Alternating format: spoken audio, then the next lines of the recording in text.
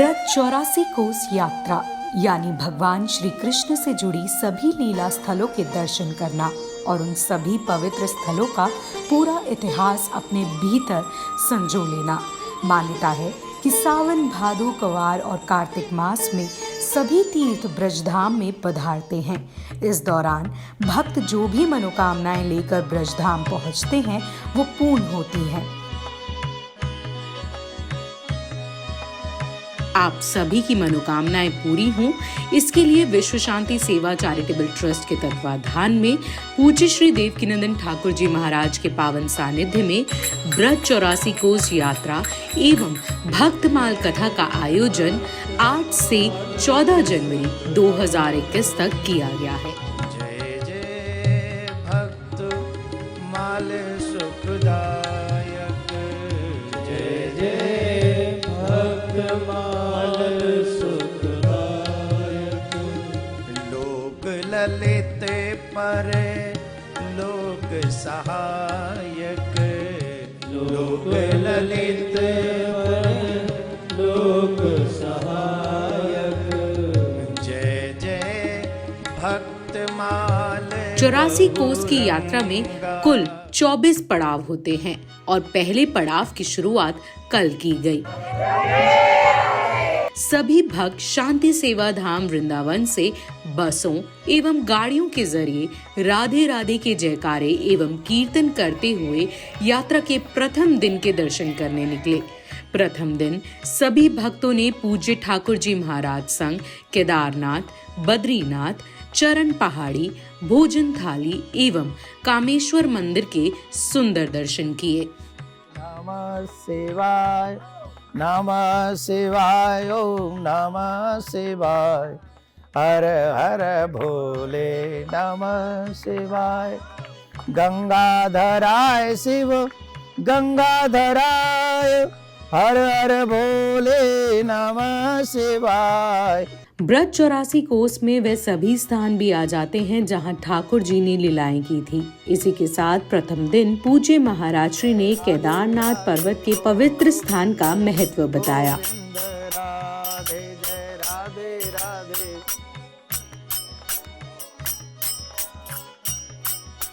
ये वही पवित्र स्थान है जिन्हें हम केदारनाथ के नाम से जानते हैं। केदारनाथ जो स्वयं भगवान श्री कृष्ण द्वापर युग के अंत में जहाँ अपनी मैया यशोदा बाबा नंद को लेकर आए थे और मैया यशोदा बाबा नंद के कहने पर स्वयं केदारनाथ उत्तराखंड से स्वयं शंकर भगवान ब्रज में प्रकट हुए। ब्रज 84 कोस के बीच में आकर अपने आप को यहाँ स्थापित किया, जिससे भगवान के मैया बाबा को उत्तराखंड की यात्रा पे न जाना पड़े, क्योंकि वो वृद्ध हो चुके थे और उनको वहाँ जाना बड़ा मुश्किल होता।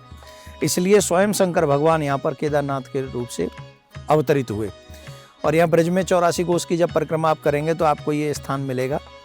अब यहाँ पर एक विशेषता यह है, जैसे केदारनाथ में ऊंची ऊंची पहाड़ियाँ हैं, वैसे ही यहाँ पर भी देखो, अभी भी हम जहाँ बैठे हैं वो पहाड़ हैं और बड़ा सुंदर एक स्थान है कि यहाँ पर ये झंडा लगे हुए हनुमान जी के नाम के। यहाँ पर ये कटीली आप झाड़ियाँ देख रहे हैं, ये उसी स्वरूप का अवलोकन कराती हैं, दर्शन कराती हैं, जो द्वापर युग के अंत में भगवान श्री कृष्ण के समय पर स्वयं केदारनाथ के स्वरूप में यहाँ पर बाबा भोलेनाथ पधारे। अब क्या होता है कि शंकर भगवान वैष्णवानाम शंभु, वैष्णवों में सर्वश्रेष्ठ वैष्णव जो हैं वो बाबा भोलेनाथ हैं। वैष्णव अपने आराध्य, अपने परमात्मा, अपने भगवान की भरपूर पूजा करता है, सेवा करता है और भगवान को छोड़कर और किसी का आश्रय नहीं लेता।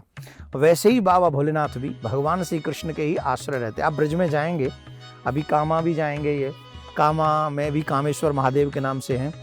आप ब्रज में कई जगह पर देखेंगे कि बाबा भोलेनाथ अनेकों रूप से अपने आराध्य की सेवा कर रहे हैं। ये अद्भुत दर्शन आपको सिर्फ ब्रज में हो सकता है, ब्रज 84 कोस की यात्रा करते समय हो सकता है।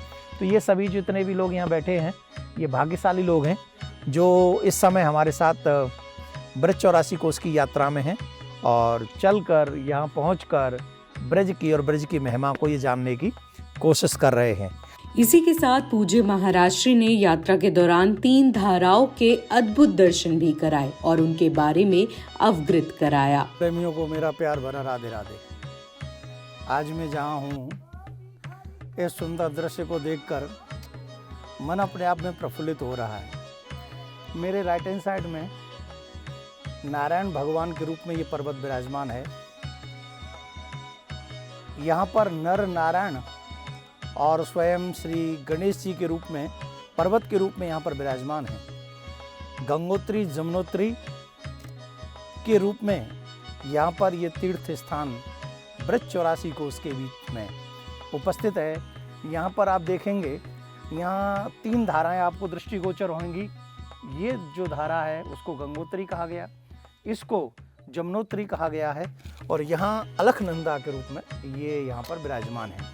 और बड़ा ही सुंदर, ये इतना अद्भुत दर्शन है यहाँ पर, मन को अपने आप मुझे लग रहा है कि निश्चित तौर पे भगवान श्री कृष्ण यहाँ पर पधारे, ब्रजवासियों के सहित पधारे, तब ही इस सुंदर स्थान की इतनी महिमा है, अद्भुत लग रहा है। और ये जो वन है, यहाँ पर अभी तो नहीं दृष्टिगोचर हो रही हैं, पर यहाँ पर अभी हमने गाय माता का भी दर्शन किया, गौ माता का भी दर्शन हुआ। ब्रजवासियों की ध्वनि भी आपने अभी सुनी होगी। अभी एक ब्रजवासी गा रहे थे, क्या गा रहे थे वो, मेरो मन लगो मुरलिया वारे थे, अब घर कैसे जाऊं।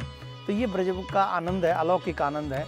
और वो इन्हीं जंगल की झाड़ियों में, इन्हीं लता पताओं में, इन्हीं वृक्षों की तहरेटियों में होते हुए, छाया में होते हुए, गाते हुए ब्रजवासी गाय चराते हुए जा रहे थे। मन आनंदित हो गया, प्रफुल्लित हो गया। आज मैं जहाँ पर बैठा हूँ, ये गंगोत्री जमुनोत्री का स्थान है। वैसे तो उत्तराखंड में आपको जाना पड़ेगा गंगोत्री और जमुनोत्री के लिए, लेकिन कृष्ण ने समस्त ब्रजवासियों के, नंद बाबा मैया यशोदा के उद्धार के लिए, उनकी इच्छा के लिए, उस यात्रा को पूर्ण करने के लिए भगवान श्याम सुंदर ने यहाँ पर स्वयं केदारनाथ, बद्रीनाथ, अभी बद्रीनाथ हम हुआ हैं, केदारनाथ जाना है, गंगोत्री जमुनोत्री का दर्शन होगा। मन प्रफुल्लित हुआ, आप सबसे मिल के ये सब बताने का मन हुआ। तो ये जहाँ मैं बैठा हूँ, ये भी बड़ी सुंदर शिला है, और अगर यहाँ से थोड़ा भी कुछ होगा तो नीचे मुझे वृक्षों के पास ही जाना पड़ेगा। तो वो मैं कोशिश नहीं करूँगा, सिर्फ इतना करूँगा कि भगवान आप सबका भला करे, कल्याण करे। मैं दर्शन करने आया तो समस्त आप सभी दर्शकों को भी इसका दर्शन हो सके, इसलिए मैंने आपको ये वीडियो बनाया है कि आप भी दर्शन करें गंगोत्री जमुनोत्री का। और वो जो दिख रही है वो गंगोत्री की धारा बताई जाती है, और ये जमुना जी की धारा बताई जाती है। और यहाँ तीसरी है जिसको हम लोग अलखनंदा कहते हैं, वो अलखनंदा है। ये नारायण भगवान के रूप में पर्वत है, और इधर आप देखेंगे मेरे लेफ्ट हैंड साइड, तो वो नर के रूप में है, नर नारायण भगवान। जैसे बद्री विशाल में, वैसे यहाँ पर भी। राधे राधे।